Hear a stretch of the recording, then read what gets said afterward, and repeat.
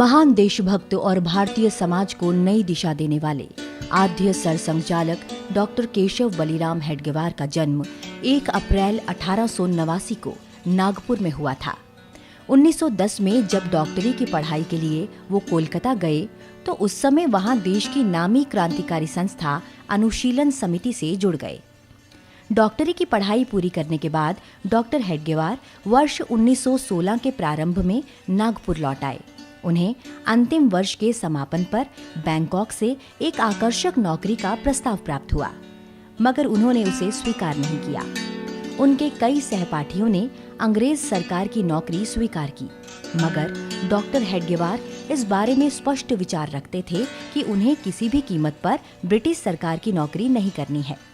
नागपुर लौटने के उपरांत डॉक्टर हेडगेवार ने अपने मित्र भाऊजी कर्वे के साथ मिलकर क्रांतिकारी समूह बनाया और देश की सेवा में साधनारत हो गए। पढ़ाई का तो बहाना था, मुख्य उद्देश्य था इनको भेजने का कि वहां पर देश भर के क्रांतिकारकों की कोऑर्डिनेशन कमेटी कलकत्ता में थी, अनुशीलन समिति उसको कहते थे। उस अनुशीलन समिति से संपर्क में आकर ये और वापस छुट्टियों में आएंगे तब क्रांति कार्य सेंट्रल प्रोविंस एंड बेरार के इलाके में स्थापित करें, और दोनों काम डॉक्टर साहब ने बखूबी किए।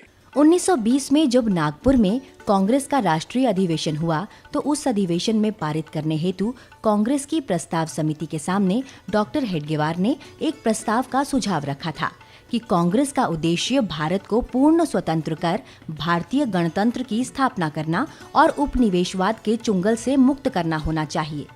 इस सुझाव को उस समय के कांग्रेस नेतृत्व ने अस्वीकार कर दिया। 1921 में कांग्रेस के असहयोग आंदोलन में सत्याग्रह कर गिरफ्तारी दी और उन्हें 1 वर्ष की जेल हुई।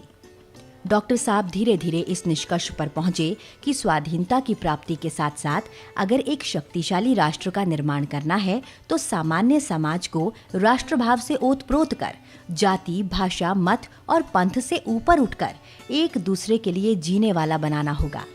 इन सभी बातों को ध्यान में रखते हुए देश की स्वतंत्रता की प्राप्ति और उसके पश्चात शक्तिशाली वैभव संपन्न राष्ट्र बनाने के उद्देश्य से ही उन्होंने राष्ट्रीय स्वयंसेवक संघ की स्थापना की। पूर्ण स्वराज के उनके सुझाव को कांग्रेस ने 9 वर्ष बाद 1929 के लाहौर अधिवेशन में स्वीकृत किया। इसी के बाद 6 जनवरी 1930 को देश भर में तिरंगा फहराने का आह्वान हुआ तो डॉक्टर हेडगेवार के निर्देश पर सभी संघ शाखाओं में 26 जनवरी को राष्ट्र ध्वज फहराकर पूर्ण स्वराज प्राप्ति के संकल्प के लिए कांग्रेस का अभिनंदन किया गया। 1925 में विजयदशमी के दिन संघ कार्य की शुरुआत के बाद भी उनका क्रांतिकारियों के प्रति रुख सकारात्मक रहा।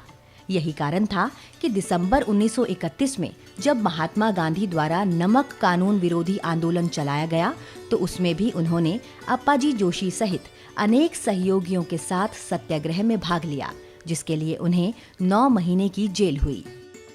इसी तरह क्रांतिकारियों से भी उनके संबंध हमेशा चलते रहे। जब 1928 में लाहौर में उप कप्तान सैंडर्स की हत्या के बाद भगत सिंह, राजगुरु और सुखदेव अंग्रेजों की पुलिस से बच रहे थे, उस दौरान राजगुरु नागपुर में डॉक्टर हेडगेवार के पास पहुंचे थे। उन्होंने एक प्रमुख संघ अधिकारी भैयाजी दानी के निवास पर उनके ठहरने की व्यवस्था की थी। वो सुभाष बाबू से मिले थे, वो सावरकर जी से मिले थे, क्रांतिकारकों से उनका तो संबंध था ही।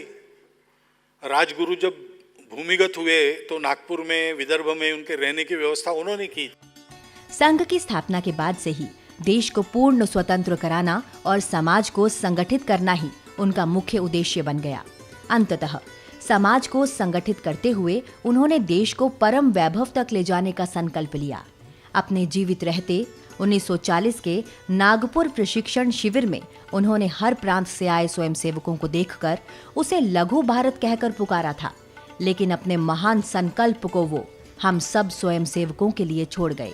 शायद इसलिए कि हर स्वयंसेवक परम वैभव के उस लक्ष्य को समझ सामूहिक रूप से अपनी योग्यता, क्षमता अनुसार निस्वार्थ भाव से तब तक इस कार्य को करे जब तक परम वैभव के अपने लक्ष्य की प्राप्ति ना हो।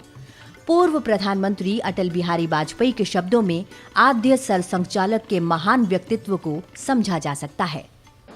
बीते वर्ष अनेक पंथ पर राही एक चला था, अंधकार का वक्ष चीर कर दीपक एक जला था, दैन्य दास्य का पंख दबाकर शतदल कमल खिला था, काल रात्रि को भेद ज्योति का प्रखर पुंज निकला था। पथ पर चलते चलते ही वह राह बन गया, पथ पर चलते चलते ही वह राह बन गया, तिल तिल कर जलते जलते ही दाह बन गया।